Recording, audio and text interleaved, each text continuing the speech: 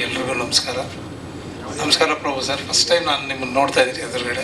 ತುಂಬ ಖುಷಿಯಾಗೋಯ್ತು ನನಗೆ. Shivanna, heartly welcome. ಈ ಸಾಂಗು ನಾವು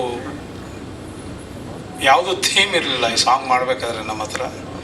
ಬಟ್ ಆ ಟೈಟ್ಲು ಒಂದು ತುಂಬ ಇಷ್ಟ ಆಗಿ ಶುರು ಮಾಡೋಣ ಸಾಂಗು ಅಂತ ಶುರು ಮಾಡಿದಂಥ ಹಾಡು. ಬಟ್ ಆವತ್ತಿಗೆ ದೀಪಾವಳಿ ಪಟಾಕಿ ಸೌಂಡ್ ಅನ್ನೋದು ತುಂಬ ಸತ್ಯ. ಅದು ಕೇಳಿಸ್ತಾನೆ ಇರಲಿಲ್ಲ, ನನ್ನ ಮಾತು ಅವ್ರ ಮಾತು. ಅದ್ರ ಮಧ್ಯೆ ನಾನೇನೋ ಹೇಳ್ತಾ ಇದ್ದೆ, ಅವರು ಅದನ್ನೇ ಇಟ್ಕೊಂಡು ಒಂದು ಬರ್ಕೊಂಡು ಮಾಡಿ ರೆಡಿ ಮಾಡಿದಂಥ ಒಂದು ಹಾಡು.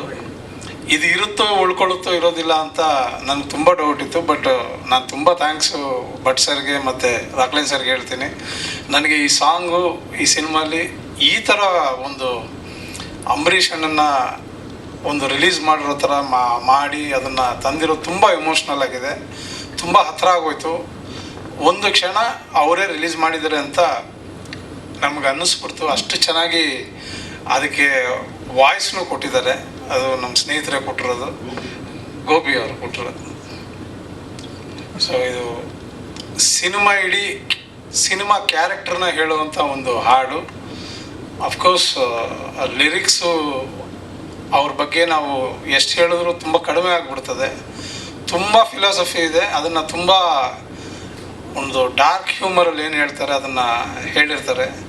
ಅದು ಆ್ಯಕ್ಚುಲಿ ಒಂದು 2-3 ಲೇಯರ್ ಇರುತ್ತೆ. ಅದು ತಿಳ್ಕೊಂಡ್ರೆ ಅಷ್ಟೇ ಗೊತ್ತಾಗುತ್ತೆ. ಸೊ ಒಂದು ಒಳ್ಳೆಯ ಹಾಡು ಜನರಿಗೆ ಇಷ್ಟ ಆಗುತ್ತೆ ಅಂತ ನಂಬಿಕೆ ಇಟ್ಕೊಂಡು ಕೇಳ್ತಾ ಇದ್ದೀನಿ. ಆ್ಯಂಡ್ ಇಡೀ ಸಿನಿಮಾ ಅಲ್ಲಿ ನಾವು ಮ್ಯಾಚ್ ಮಾಡೋಕ್ಕಾಗದೇ ಇರೋದು ಯಾವತ್ತಿಗೂ ಒಂದಿದೆ, ಅದು ಶಿವಣ್ಣನ ಎನರ್ಜಿ, ಪ್ರಭು ಸರ್ ಟೈಮಿಂಗು. ಅದು ತುಂಬ ನನ್ನ ಸ್ಕ್ರೀನಲ್ಲಿ ಹೊಸದಾಗಿ ಕಾಣುತ್ತೆ. ಅದು ನಾವು ಅವ್ರು ಆ್ಯಕ್ಟ್ ಮಾಡಬೇಕಾದ್ರೆ ಪ್ರಭು ಸರ್ ಟೈಮಿಂಗ್ ಇರ್ಬೋದು, ಪ್ರಭು ಸರ್ ಡೈಲಾಗ್ ಹೇಳಬೇಕಾದ್ರೆ ಶಿವಣ್ಣ ಆ್ಯಕ್ಟಿವಿಟೀಸ್ ಇರ್ಬೋದು, ಅದು 2 ಸ್ಕ್ರೀನ್ನ ತುಂಬಿಕೊಳ್ಳುತ್ತೆ. ಸೊ ಖಂಡಿತ ಇದು ಜನರಿಗೆ ಇಷ್ಟ ಆಗುವಂಥ ಒಂದು ಚಿತ್ರ, ಜನರಿಗೆ ಇಷ್ಟ ಆಗುವಂಥ ಒಂದು ಹಾಡಾಗತ್ತೆ. Thank you so much. Thank you so much sir.